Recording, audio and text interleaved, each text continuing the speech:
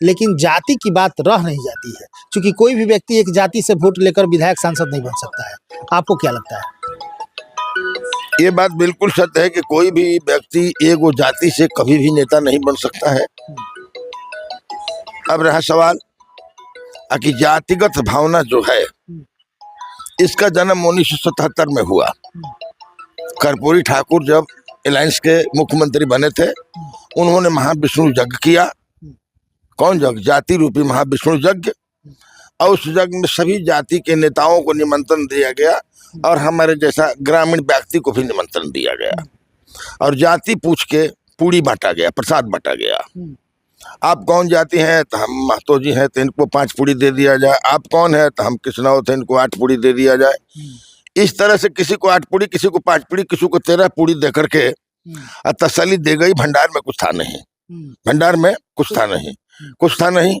वही महाविष्णु यज्ञ का प्रभाव आज तक चल रहा है।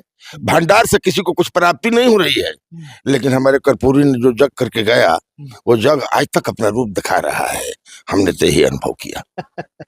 भंडार में कुछ भी नहीं, कुछ भी नहीं, कुछ भी नहीं, सिर्फ आश्वासन दिख रही है।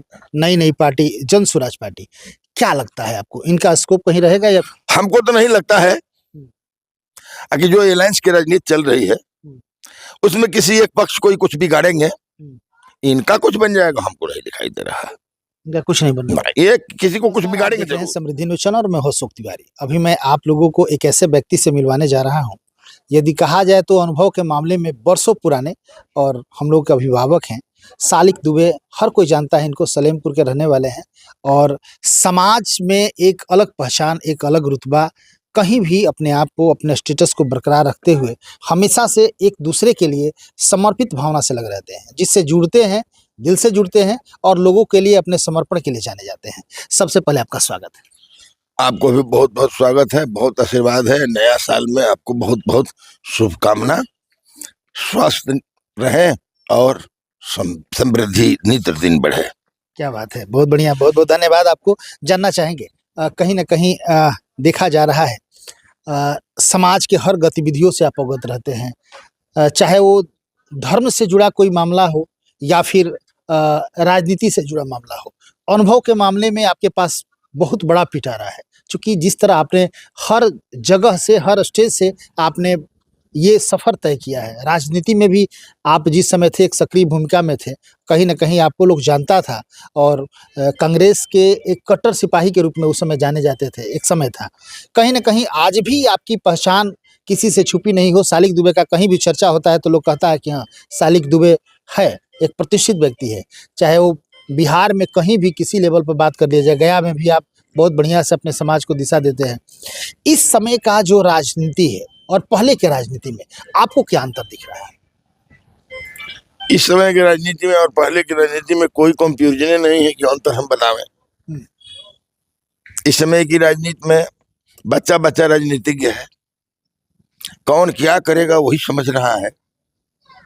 नेताओं को भरोसा उस पर है, लेकिन उसको भरोसा नेता पर नहीं है। मैंने तो यही अनुभव किया, मैंने यही अनुभव किया। क्या लगता है इसका अभी जो सामंजस्य बना हुआ है, क्योंकि कहीं ना कहीं राजनीति की बात होती है तो जाति को पहले श्रेय जरूर लोग देता है, लेकिन जाति की बात रह नहीं जाती है, क्योंकि कोई भी व्यक्ति एक जाति से वोट लेकर विधायक सांसद नहीं बन सकता है। आपको क्या लगता है? ये बात बिल्कुल सत्य है कि कोई भी व्यक्ति एक वो जाति से कभी भी नेता नहीं बन सकता है। अब रहा सवाल कि जातिगत भावना जो है, इसका जन्म 1977 में हुआ। कर्पूरी ठाकुर जब अलायंस के मुख्यमंत्री बने थे, उन्होंने महाविष्णु यज्ञ किया। कौन यज्ञ? जाति रूपी महाविष्णु यज्ञ। और उस यज्ञ में सभी जाति के नेताओं को निमंत्रण दिया गया और हमारे जैसा ग्रामीण व्यक्ति को भी निमंत्रण दिया गया और जाति पूछ के पूड़ी बांटा गया, प्रसाद बांटा गया।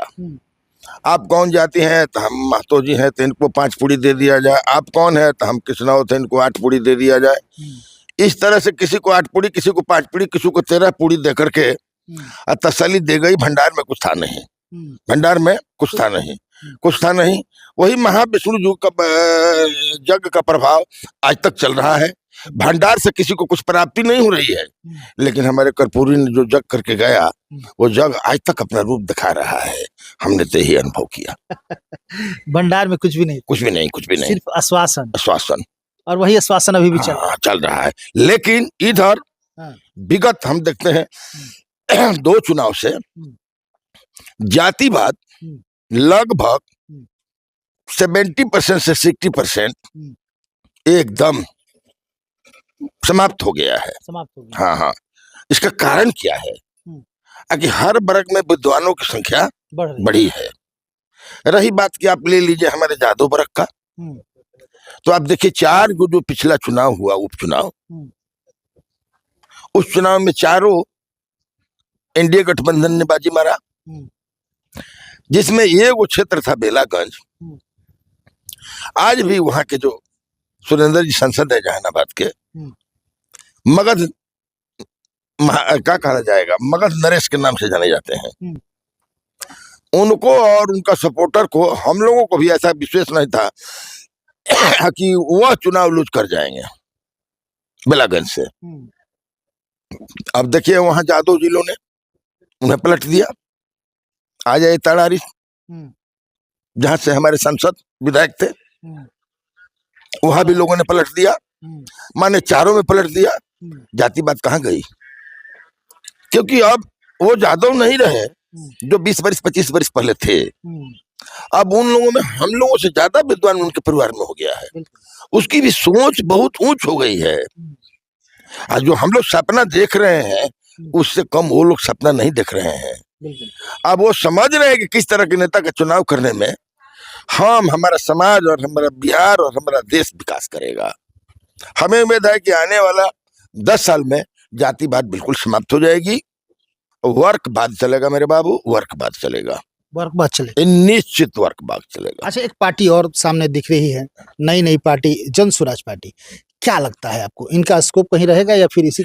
हमको तो नहीं लगता है कि जो अलायंस की राजनीति चल रही है उसमें किसी एक पक्ष को ही कुछ बिगाड़ेंगे, इनका कुछ बन जाएगा, हमको नहीं दिखाई दे रहा। इनका कुछ नहीं बनना, ये किसी को कुछ बिगाड़ेंगे जरूर।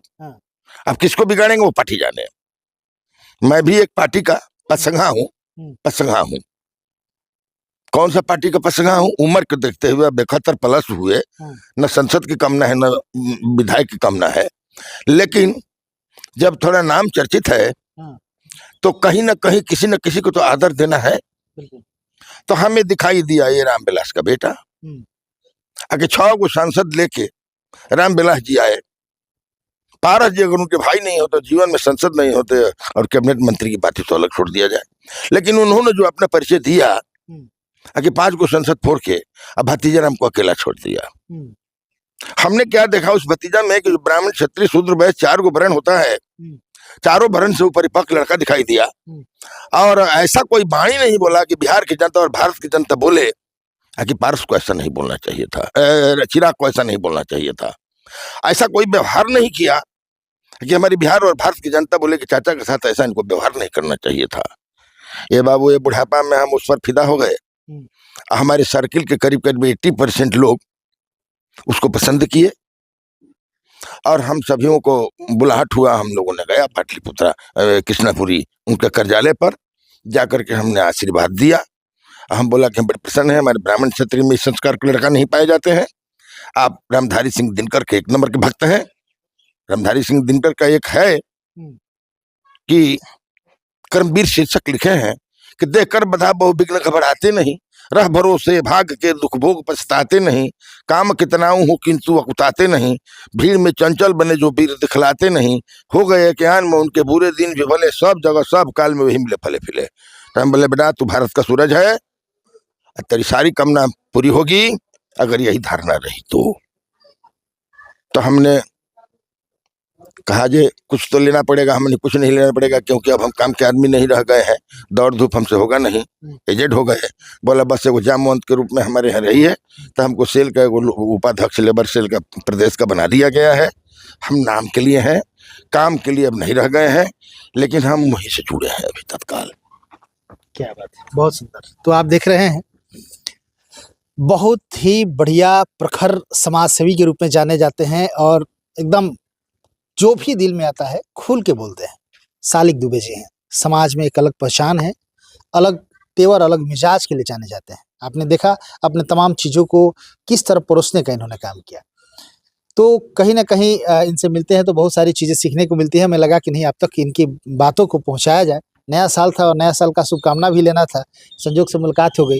चलिए, समय देने के लिए बहुत-बहुत धन्यवाद। भाई, नया साल की शुभकामना में बिहार और भारत के सभी मानव प्राणियों को मेरे तरफ से बहुत बहुत शुभकामना है। आने वाला साल मंगलमय हो। आपको भी बहुत-बहुत धन्यवाद और नया साल आपके लिए भी सुखमय शांति लाए। लगातार खबरों के साथ बने रहे, फिर कुछ अपडेट होता है तो समृद्धि न्यूज़ चैनल पर आप लोग को दिखाया जाएगा। बहुत-बहुत धन्यवाद। थैंक